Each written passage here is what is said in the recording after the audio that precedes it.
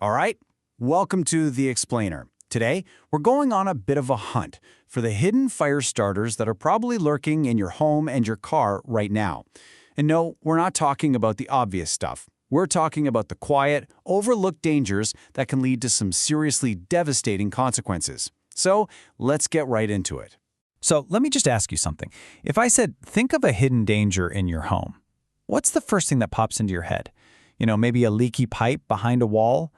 Or maybe something a little creepier, a little crawlier. For so many of us, it's spiders. But here's the thing. While we're all busy checking dark corners for these eight-legged critters, the real threat is usually sitting right out in the open. Just look at this. On one side, the spider. On the other, a dusty old power strip, the kind of thing you'd find behind pretty much every desk in the country. And believe it or not, that boring old power strip is way, way more of a fire hazard than any spider. And that idea brings us perfectly to our first section, the spark in the dust. We're about to see how the smallest, most common things we own can turn into some of the biggest fire risks. Here's the key thing to get your head around.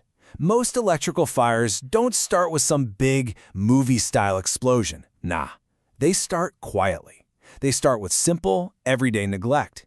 It's the cord we just never get around to replacing, or the outlet we haven't cleaned in years. That's the stuff that sets the stage for disaster. I mean, look at this. A frayed cord. We've all got one somewhere, right? Over time, that plastic coating just wears away, and suddenly you've got live wires exposed. If those wires happen to touch each other, you get a short circuit, boom, a massive burst of heat that can instantly light up a nearby rug or curtain. Okay, but this is where it gets really interesting. Let's talk about dust. It seems totally harmless, but it's actually a crucial ingredient for a fire. See, dust is great at soaking up tiny bits of moisture from the air. This can create a little bridge for electricity to travel across.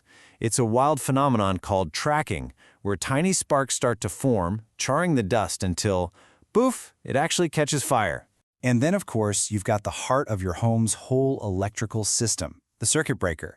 Its entire job is to be a safety switch, to cut the power when things get overloaded. But they don't last forever.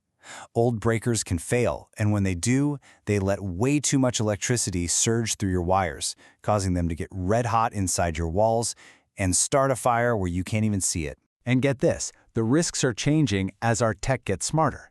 Fire departments are actually reporting more and more house fires started by pets. A cat with its little sensitive paw pads can actually turn on a modern touch-sensitive stove just by walking over it. It's a completely wild, new risk nobody saw coming. So, it's pretty clear these little oversights can have massive consequences. In this next section, we're going to see just how big those consequences can get, not just in our homes, but in our cars, too. This chart right here really tells a story. It breaks down electrical fires by how old a house is. And just look at that huge spike in the middle. Over 62% of these fires happen in homes that are between 20 and 30 years old. It's a flashing red light showing that aging wires, worn-out outlets, and old breakers are basically a perfect storm waiting to happen. And this whole problem of aging electrical systems isn't just about houses.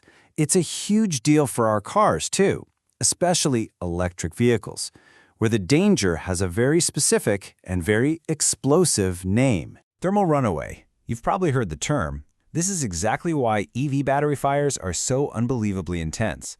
It's a terrifying domino effect. One battery cell gets damaged and starts to overheat. That heat kicks off a chemical reaction that makes even more heat. That heat spreads to the next cell, which does the same thing, and on in a catastrophic chain reaction that is almost impossible to stop once it starts. So, what kicks this whole thing off? Well, as this diagram shows, there are a few ways. It could be physical damage, like the battery getting punctured in an accident. It could be an electrical fault, like from overcharging, or it could just be from getting too hot. Any one of these can be that first domino that topples and starts that unstoppable thermal runaway. Okay, I know this all sounds pretty scary, but that's not the whole picture. So let's pivot to our next section and look at the massive, often invisible, global safety shield that's been built specifically to protect us from these exact dangers. This contrast really says everything. doesn't it? On the left, you've got the chaos of neglect, that dusty, tangled mess of wires just left to fate. And on the right, you have the beautiful order of engineered safety, the precise, logical system where every single connection is monitored and controlled. This is literally the shift from problem to solution. Inside your home, you've got a whole team of these unsung heroes working for you. We all know about circuit breakers stopping overloads, but you also have GFCIs. Those are the outlets with the little test and reset buttons, usually near water, that stop you from getting a nasty shock. And newer homes have something called AFCIs, which are incredible. They can actually detect the very specific kind of spark that leads to a fire and cut the power. They're all just silently standing guard, 24/7. And when it comes to electric cars, safety has been a huge international project for decades. I mean, look at this timeline. It started way back in 1958.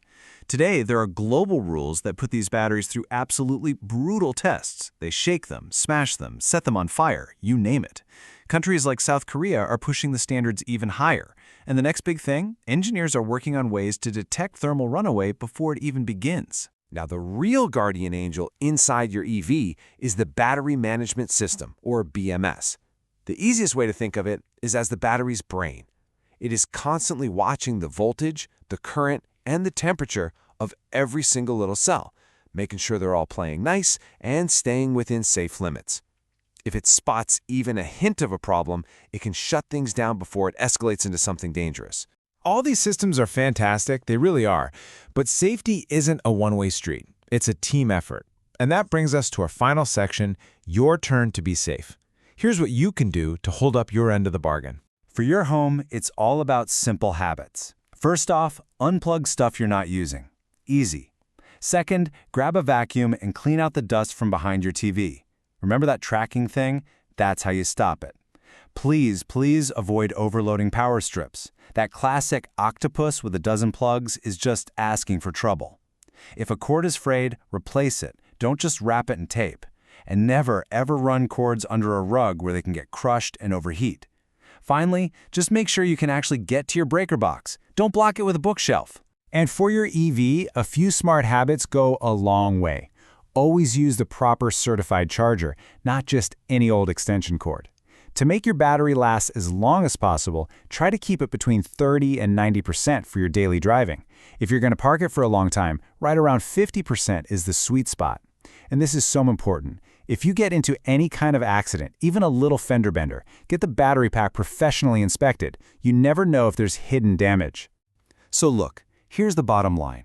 Engineers and regulators are building these incredible, complex safety systems to protect us. But the final, most important link in that safety chain is you. You now know the risks, from dusty outlets to damaged batteries. You know the simple rules to keep them in check. So the only question left is, now that you know, what's the first thing you're going to go check?